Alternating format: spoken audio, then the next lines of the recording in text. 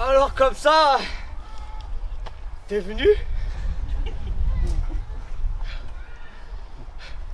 Non, parce qu'en fait, j'ai pas vraiment l'habitude. Non, d'habitude, quand je donne un rendez-vous, eh ben, on me fait le coup du lapin. Mais bon, là, t'es venu. En plus, t'es beaucoup, dis donc. C'est chouette. Ouais, c'est chouette parce que ça veut peut-être dire que on est un peu pareil, toi et moi. Ah, je veux dire, complètement bouleversé par tous ces événements, mais avec l'envie de trouver les bonnes solutions. C'est vrai que ça fout la pression à un moment quand même. Tu te dis, oh oh, c'est l'heure.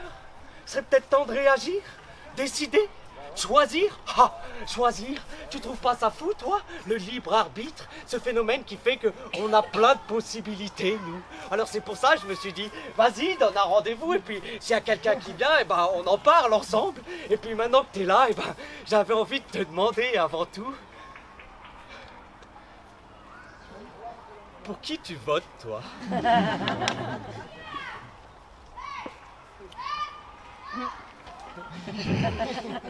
Ah. C'est pas facile, hein? Moi, j'aurais préféré rester tranquille, qu'on me demande rien. Garder mon sentiment de liberté. Mais bon, le docteur Fritz, à ce sujet, il dit, pour être libre, il est nécessaire de s'engager.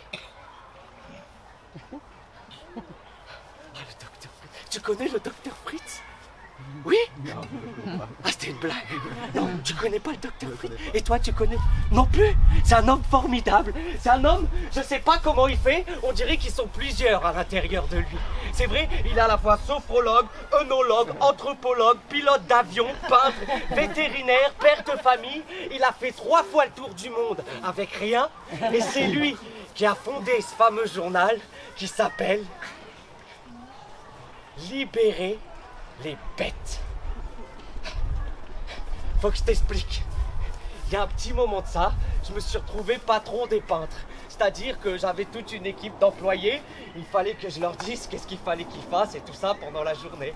Et en pleine journée, il y en a un comme ça qui vient me voir tranquille et qui me dit excuse-moi, t'aurais pas un peu d'orgueil par hasard? Alors moi...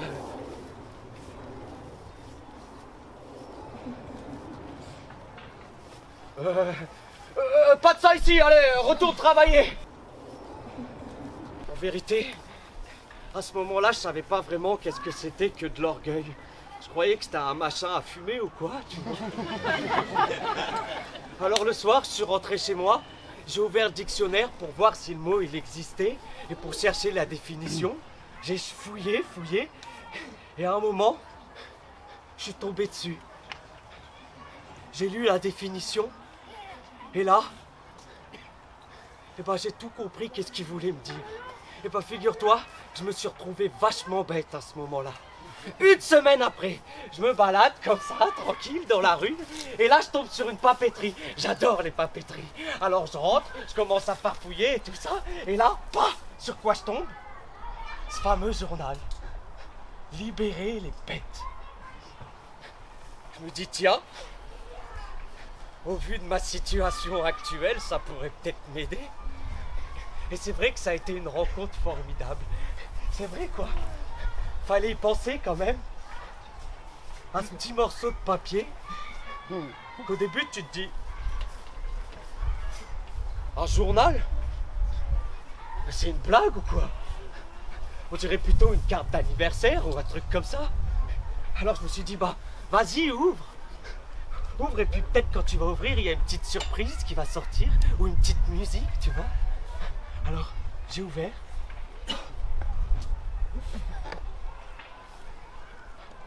Et là, pas de petite musique. Mais j'avoue que ça m'a tout de suite fait quelque chose. Je me suis dit, tiens, ça change. C'est pas comme d'habitude. Ça va pas toujours dans le même sens. Tu peux tourner dans un sens et puis dans un autre. Et puis encore et encore et encore. Et là, surprise, regarde, c'est le docteur Fritz. T'as vu? Ça donne envie quand même. Tiens, regarde. Vas-y, prends-le. Ça donne envie quand même.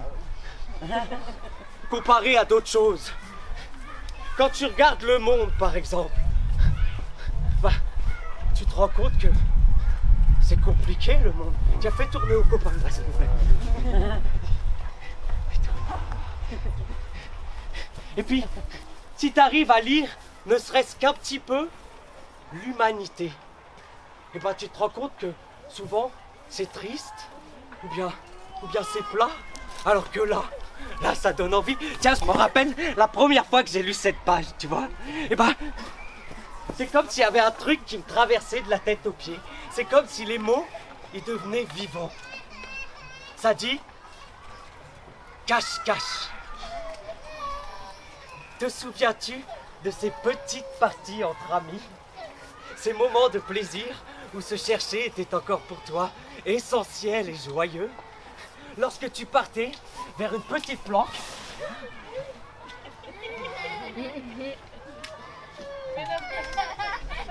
pas trop fiable, de là où tu pouvais voir l'autre arriver, avec à la fois l'envie qu'il ne te trouve pas, et à la fois la folle envie qu'il te découvre.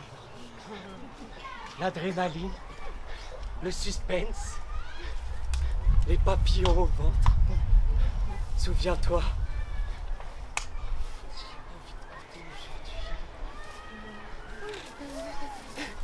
C'est toi qui compte. Jusqu'à 10. Maintenant là? Oh, oui. Tu comptes et puis je vais me cacher et puis tu viens me chercher. Ok. Fermez les yeux. Ah oui. Pourquoi? Baisse la tête.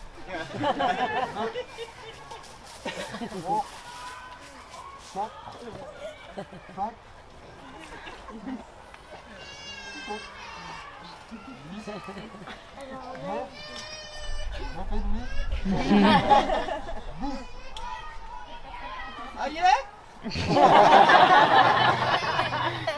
Aïe!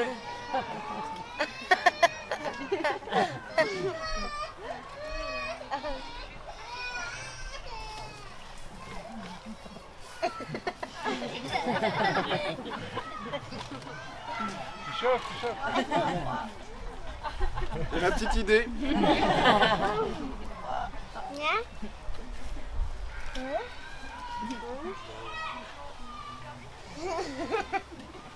Là. Vu. Là, ça marche. Ça donne envie, hein.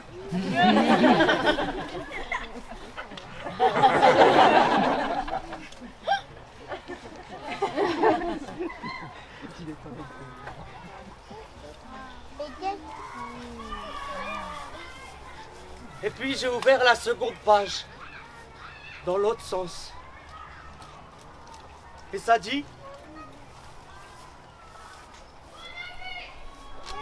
un enfant interpellé pour avoir révélé une règle du cache-cache oubliée. Aux quatre coins du monde, des millions d'enfants manifestent et demandent sa libération. Selon de nombreux témoins, cet enfant, âgé d'à peine 12 ans et dont les autorités tiennent à garder l'identité secrète, clamé au beau milieu de la rue: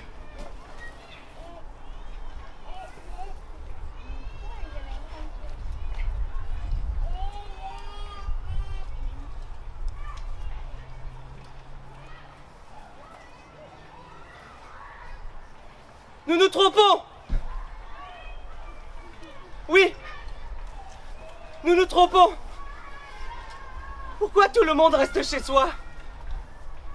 Les rues deviennent vides et lorsqu'elles se remplissent, ce sont des hommes tels des fantômes qui ne font qu'y passer.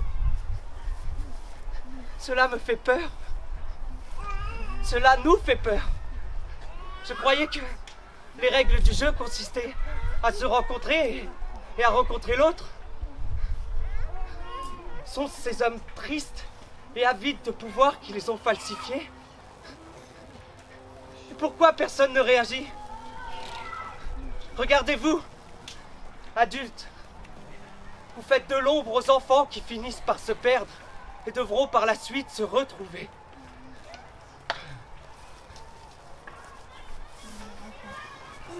« 12 ans qu'il a, le gamin. Non mais je sais pas si tu te rappelles, mais moi à 12 ans j'étais incapable de dire des choses pareilles. J'étais encore en train de jouer au camion de pompier et tout ça, tu vois. Je sais pas moi, imagine toi, imagine par exemple, t'habites dans une grande ville, tu vois. T'es là, t'es chez toi, tranquille, tu dors.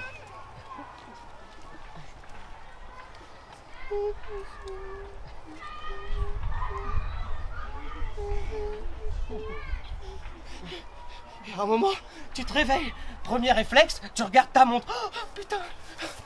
Merde, je suis déjà en retard. Pas le temps de boire un café. Alors, tu ouvres la porte de chez toi, tu commences à descendre les escaliers. Là, tu te dis, j'aurais bien bu un petit café quand même. Et puis là, t'arrives à l'autre porte de chez toi, celle d'en bas.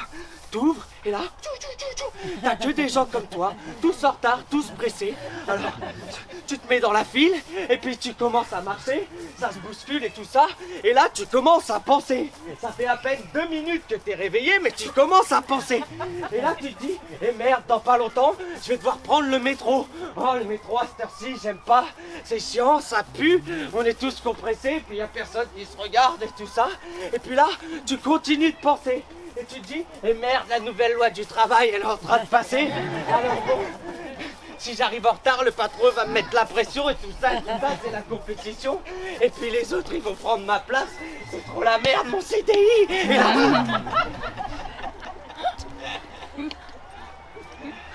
Et là, tu tombes sur cet enfant qui est en train de délivrer son message. Alors tu t'arrêtes. Obligé. T'écoutes.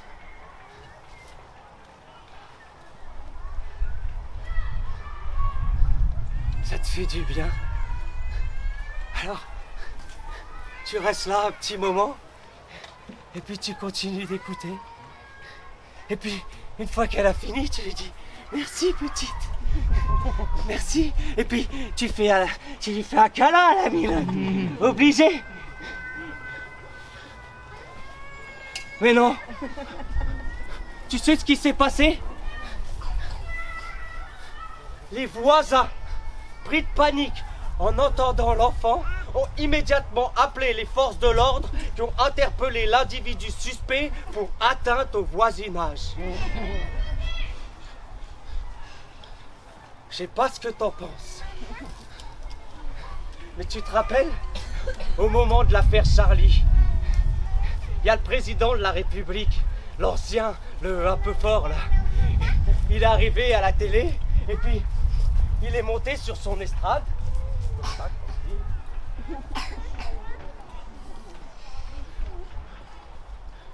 et là, il a dit...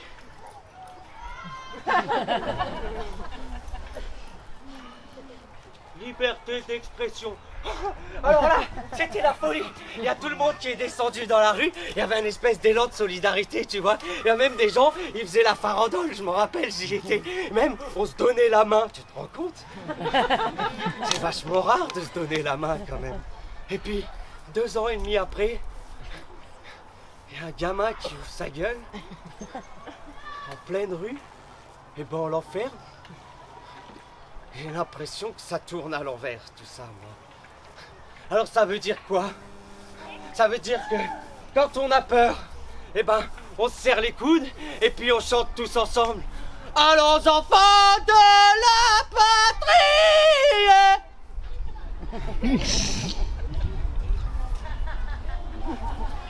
Et quand il y a un petit peu d'amour, eh ben, on lui fait la guerre.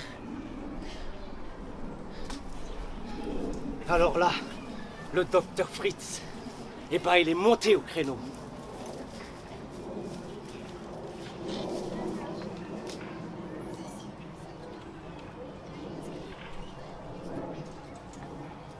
La joie, la joie. Si nous sommes ici réunis, c'est sans aucun doute au nom de cette joie qui est là, mais qui malheureusement se cache au plus profond de chacun d'entre nous.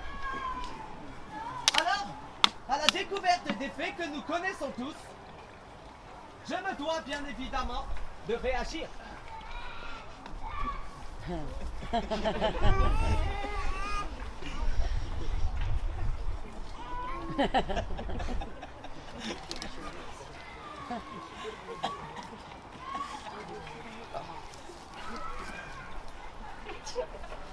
Cache.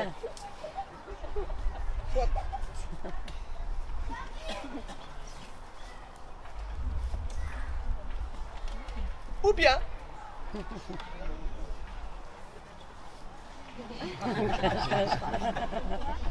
cache.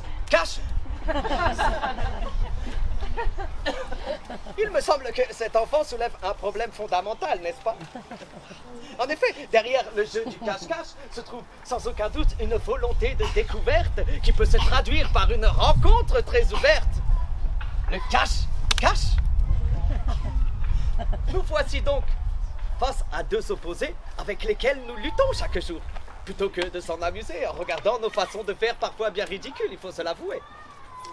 Amusez-vous donc à regarder dans votre vie de tous les jours derrière quoi vous vous cachez.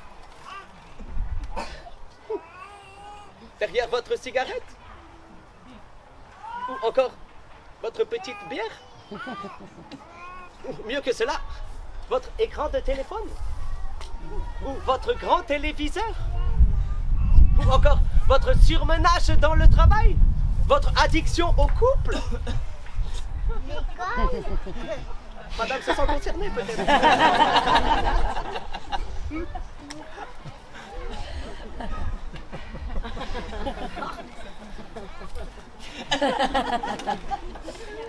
En somme,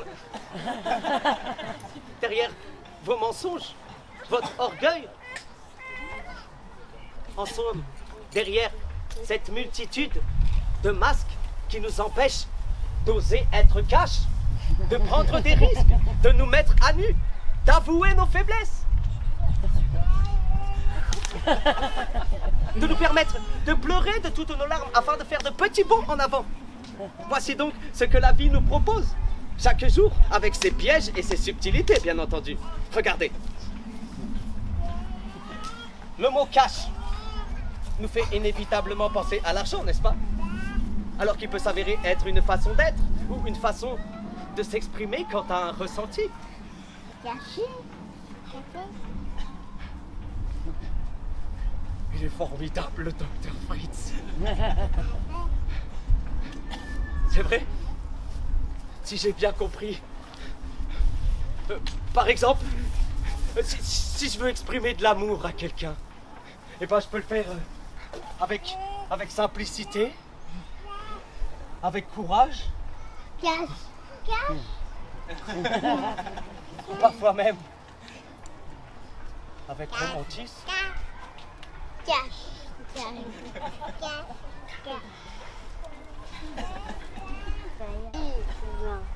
Qui se cache d'un côté et cache de l'autre.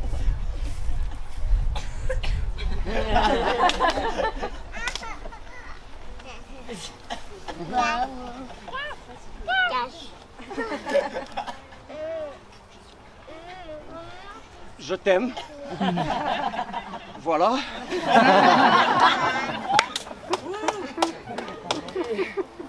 Et je peux faire la même chose d'une façon totalement opposée, mais avec le même ressenti à l'intérieur. Il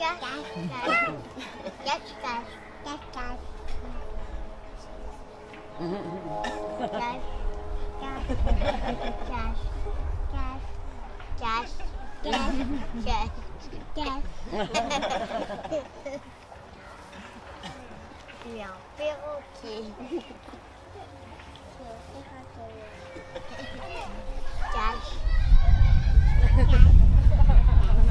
Bébé. Voilà. Je suis un bébé cadavre. Je suis un bébé cadavre. Pour être plus explicite, les enfants, lorsqu'ils se trouvent, sont dans une joie immense, n'est-ce pas? Voilà. Tandis que les adultes, ceux qui ne veulent plus se trouver, se perdent. C'est une évidence. À ne plus voir la lumière, ils ont eux-mêmes creusé leur trou. Mais ne serait-il pas intéressant d'aller voir ce qu'il se passe au fond de ce trou, dans lequel nous allons tous un jour ou l'autre? N'est-ce pas? Au fond même de ce trou, Mais il y a qui au fond de ce... au plus proche de nos souffrances, que nous allons pouvoir trouver la racine de nos problèmes. Mais il me semble que, pour notre sujet du jour, une des racines se trouve au sein même de notre éducation. Pour illustrer ce propos, je vais demander à mon chien, Fritzy, de bien vouloir nous rejoindre. Et je vous demanderai par la même occasion de bien vouloir garder le silence afin de ne pas heurter son extrême sensibilité. Je vous remercie. Fritzy!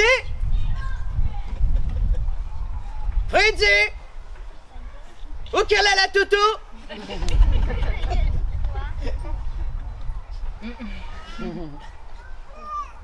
Fritzy! Allez, j'ai besoin de toi, je te l'avais dit! Le lieu est tellement vaste. Comme vous pouvez le constater, Fritzy est un chien très libre, n'est-ce pas? Heureusement, j'ai la solution.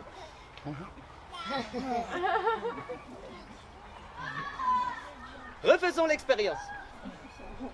Fritzy? Où qu'elle est la toutou? Fritzy! Tu devineras jamais qu'est-ce que j'ai dans la main, Fritzy. C'est le nonoscoon. Fritzy, j'ai dit le nonoscoon. Ah, Fritzy, allez, viens mon petit, viens. Oui, viens. Ouh, il avait des nonoscoons, Fritzy, aujourd'hui. Comment fait, Fritzy? Comment fait? Tu fais le nonoscoon, comment fait?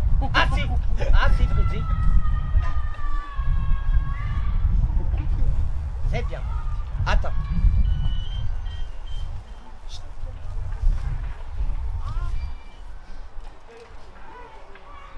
Appétissant, n'est-ce pas? Une nonoscoon? Une croquette? Une carotte? Une prime?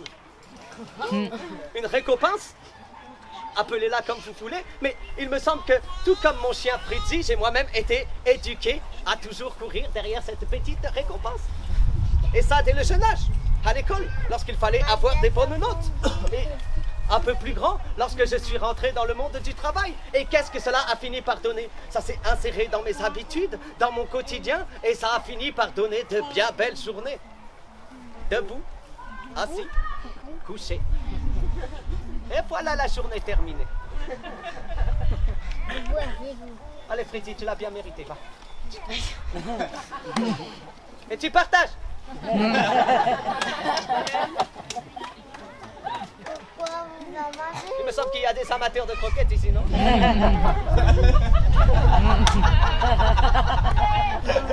Et vous partagez tous. Pauvre chien, n'est-ce pas? Pauvre chien et sa condition. Alors qu'il me semble que nous tous ici réunis sommes tous capables un jour ou l'autre de dire non à ce genre de conditions. Excusez mon français. Ben non. Et de faire un peu plus appel à notre conscience ou un peu plus confiance en l'amour. Et pour cela, il faut tout d'abord admettre que nous sommes tous responsables de ce qui nous arrive. En effet, n'est-ce pas? Nous sommes responsables de nos pensées. Nous sommes responsables de nos paroles ou de nos actes, aussi petits soient-ils. Nous sommes responsables de nos affects, de nos émotions, de nos choix, de nos décisions, donc de notre bonheur, de notre vie. Par nos capacités, notre sécurité intérieure et la connaissance progressive de notre être, nous entrons dans une relation de partage avec les autres. N'est-ce pas formidable? Et d'ailleurs, nous changeons de diapason en fonction de chacune de ces relations. Et tout cela sans prostituer notre nature propre, notre essence intérieure. C'est-à-dire que je ne dis pas oui en pensant non, et que je ne dis pas non en pensant oui. C'est une aberration, n'est-ce pas?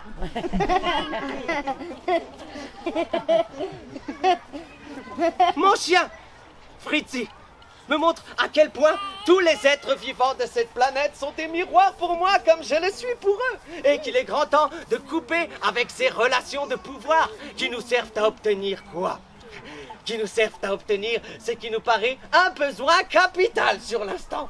À moi, j'en veux encore. Donnez-moi tout de suite. Petit caprice. Bah, Alors, je dis oui. Oui, vivons dans une attitude de participation consciente au miracle de l'existence. Et invitons les autres à jouer leur part de symphonie, de création, d'initiative, dans un état de communion progressive. Jamais figé. Allez, tu vas manger la Ah. Ce sera tout pour aujourd'hui.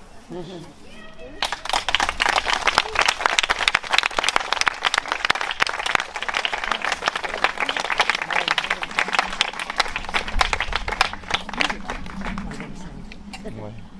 Faut que je te fasse un gros bisou de la part de Tite. Non, elle est rentrée. J'adore le docteur Fritz. C'est vrai. Depuis que j'ai découvert son journal, j'ai l'impression que il s'est passé quelque chose dans ma tête. C'est vrai, j'ai eu comme un espèce de déclic. Puis cette histoire d'enfance, ça me touche. Et puis responsable, ça me travaille tous les jours. Mais ça me travaille tellement que des fois j'ai l'impression que ma tête, elle va trop fumer. Parce que tu sais ce que ça fait quand tu commences à penser autrement, tu penses à quelque chose, et puis ça te fait penser à autre chose, et puis ça fait comme une espèce de locomotive, et ça fume et tout ça. Et puis tu sais pas comment ça s'arrête, et puis à un moment tu te demandes, mais c'est où qu'il veut en venir en fait le docteur Fritz? Et là, à un moment je me suis dit, mais ouais, peut-être qu'en fait il veut juste qu'on retrouve notre enfant, mais à l'intérieur de nous. Alors je me suis dit, en fait c'est carrément une affaire d'État. Alors j'ai décidé d'écrire à l'Assemblée nationale pour leur proposer la création d'un nouveau ministère. Le ministère de l'enfant intérieur. Je me suis dit que ce serait une bonne idée afin qu'on lance des recherches pour qu'on se retrouve tous, tu vois. J'ai écrit. Et il n'y a pas si longtemps, on m'a répondu.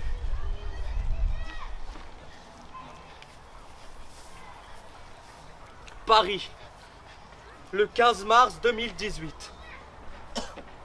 Madame, monsieur. Je pense que...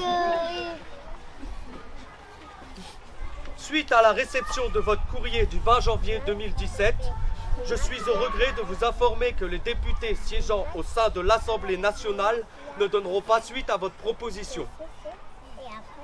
En effet, au vu de la situation actuelle du pays, du décret de l'état d'urgence et du plan antiterroriste, votre projet est loin de se présenter comme une priorité.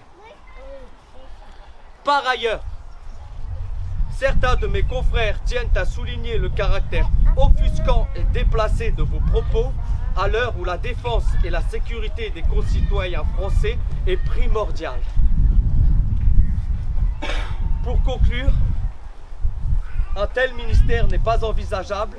Il constituerait une perte de temps et d'argent.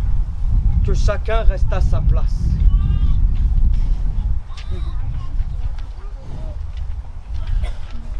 Je fais quoi avec ça, moi? Non, mais c'est vrai. Je fais quoi? Vous le renvoyez à ceux qui vont où l'ont envoyé. T'as bien raison. On va réfléchir. Et puis après, je continue à aller me crever le cul au travail. Et puis, quand je rentre chez moi, je fais un petit état des lieux.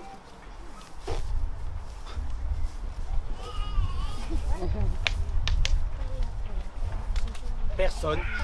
Bon. Comme d'habitude. Qu'est-ce que je fais quand il n'y a personne? Ah mais oui. Bah, je prends l'agneau à Pépé. Et puis je vais boire un petit coup.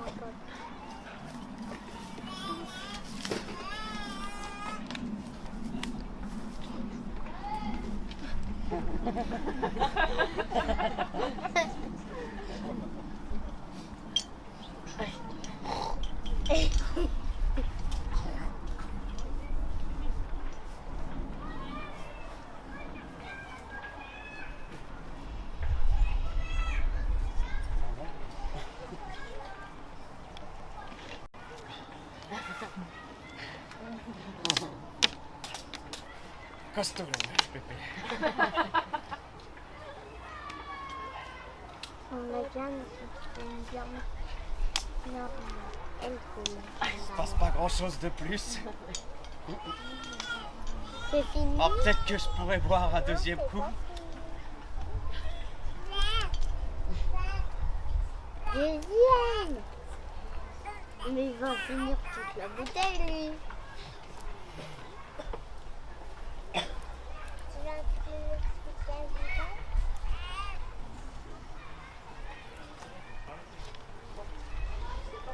Pas beaucoup plus intéressant. Peut-être qu'il faudrait que je boive même un troisième coup et puis même... Je pourrais peut-être même finir la bouteille. Bah oui, c'est ce que j'avais vu.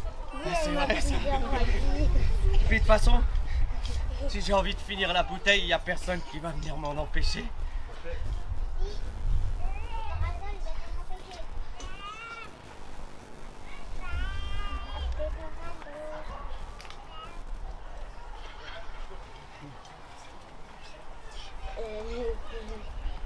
La troisième fois.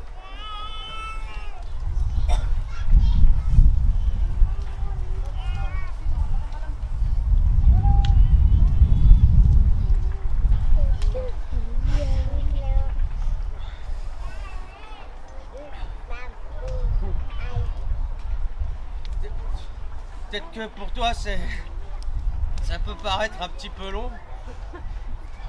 Mais pour moi, je t'assure que c'est vachement rapide. Tu vas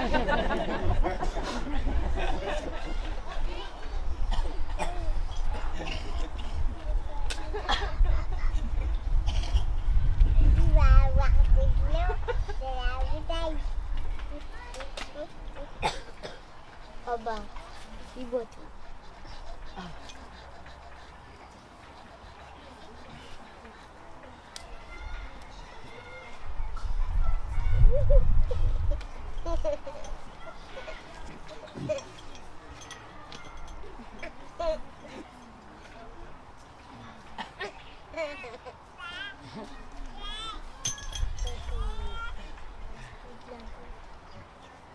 Vous avez plus rien. Et une fois que j'ai fini la bouteille, et que je commence à avoir un petit peu mal à la tête, et ben, je me rappelle de qu'est-ce qu'il m'a dit mon médecin. Il m'a dit, oh, c'est simple, quand t'as mal à la tête, et ben, tu prends des cachets. C'est bien les cachets. Alors je vais prendre un petit cachet. On s'en fout, c'est quoi? De toute façon, c'est pareil, c'est des cachets. Alors,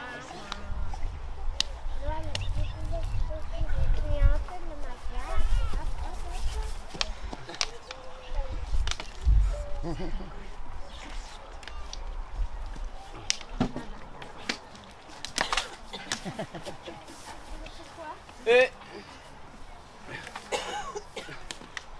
une fois que j'ai cette espèce de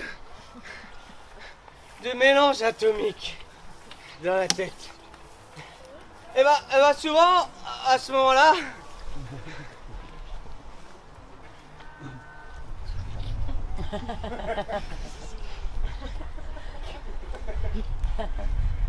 je commence à avoir des pulsions.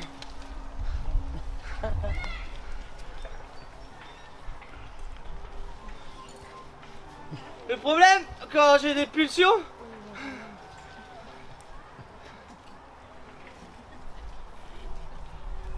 c'est que je commence à dire des choses que j'ai l'impression que c'est pas moi qui parle.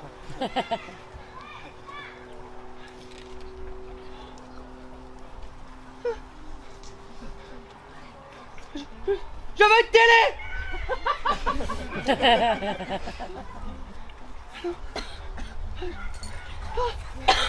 Je veux une femme! Ah ouais? Une femme! Une petite femme comme ça! Un quart d'heure!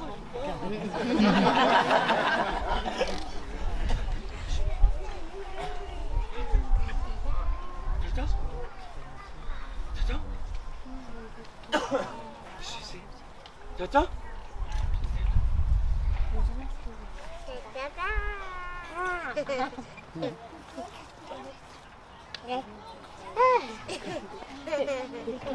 Carrément. Là-bas, devant chez moi, tranquille. Il y a des gens, ils sont là, tranquilles, ils discutent, ils ont le sourire et tout ça. Même j'ai l'impression qu'ils jouent de la musique. Faut pas se gêner quand même. Enfin, je sais pas. Des gens heureux quoi. Des gens heureux que moi je suis pas heureux. Ah tu vas voir. Voilà, ça va, tranquille.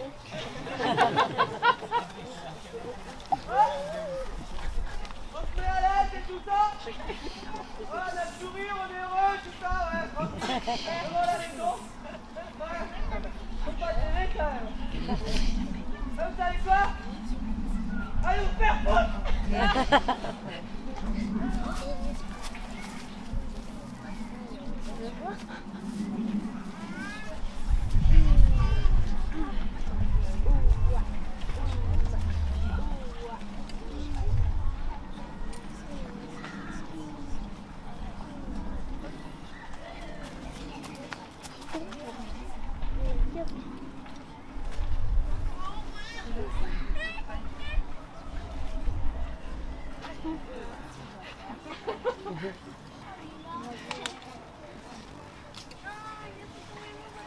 C'est pas génial.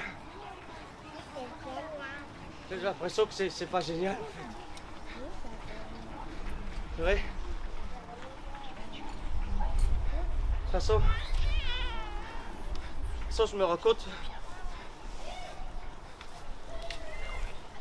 De toute façon, j'aurais plus de cet état-là. T'entends? C'est vrai? J'en veux plus de cet état-là!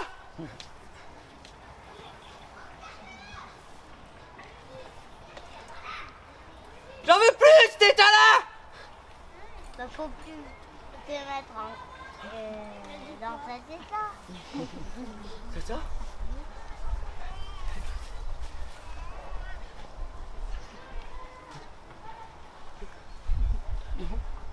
T'entends? J'ai l'impression que quand je dis ça, ça réveille mon cœur. T'entends? J'en veux plus de cet état-là! T'entends?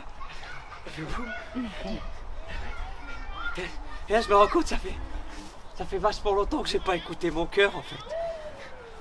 C'est vrai? Et quand je dis ça, j'ai l'impression qu'il me parle. Quoi? C'est peut-être temps de choisir. C'est vrai. Ah bah oui.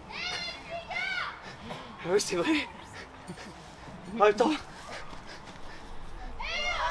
temps, de ce point de vue, c'est pas pareil quand même. En même temps, d'ici, c'est tout con en fait. C'est vrai. Fallait me le dire quand même. Non, je sais pas, c'est vrai que c'est vrai, par exemple, si je me mets là, eh ben, si je vais vers là, eh ben, je recule. C'est tout con en fait.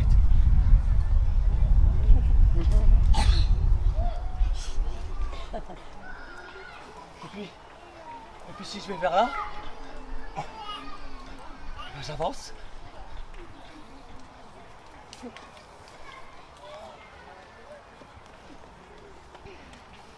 une petite voiture du coup. Ça fait vachement de bien d'avancer. Je me rends compte que même si j'avance à petits pas, ça fait vachement de bien. En plus, j'ai l'impression que ça me redresse. Tu vois?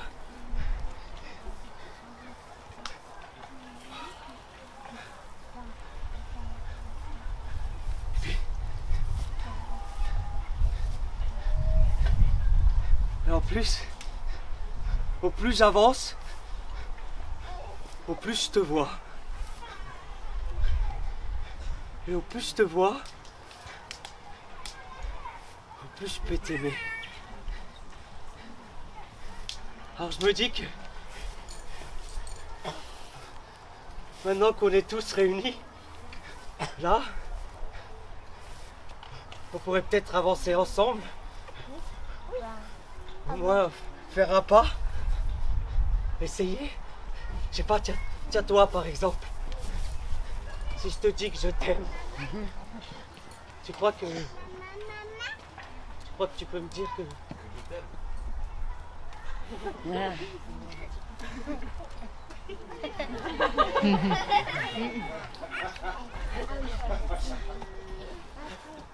T'es vachement rapide quand même.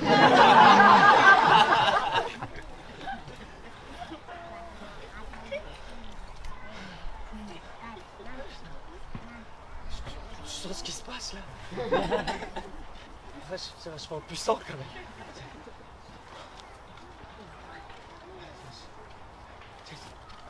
Tu me donnes une idée, tiens.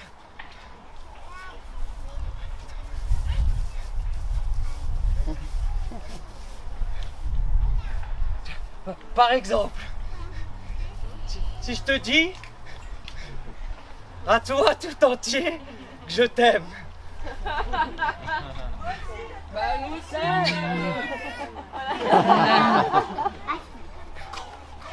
Donc c'est une famille de rapides ou quoi?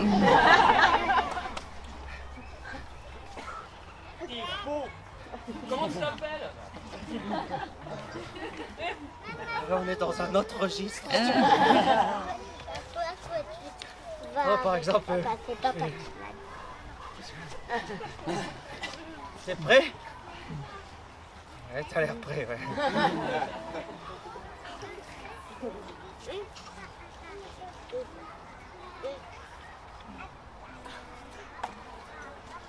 Je t'aime.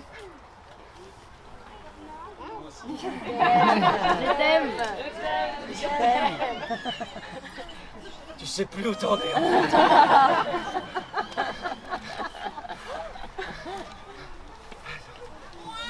Je t'aime. Je t'aime.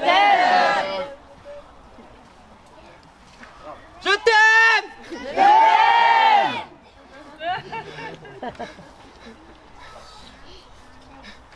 Je t'aime.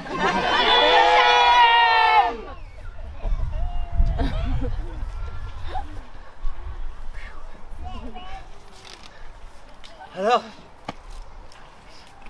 à défaut de choisir un état, ça veut peut-être dire que on est capable de choisir nos états.